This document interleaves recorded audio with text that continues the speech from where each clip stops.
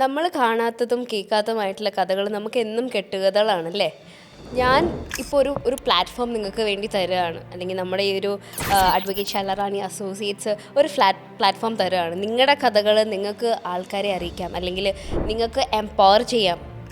നമ്മൾ കടന്നു പോകുന്ന വഴികൾ നമുക്ക് മാത്രമേ അറിയുള്ളൂ. എത്ര ഹാർഡ്ഷിപ്പിൽ കൂടെ ആയിരിക്കും നമ്മൾ പോകുകയെന്നല്ലേ. ഇപ്പോൾ നിങ്ങൾക്ക് ഇപ്പോൾ ആണെന്നോ പെണ്ണെന്നോ വ്യത്യാസമില്ലാതെ നിങ്ങൾക്ക് ഫേസ് വേണമെങ്കിൽ റിവീൽ ചെയ്യാം, ഇല്ലെങ്കിലും കുഴപ്പമില്ല.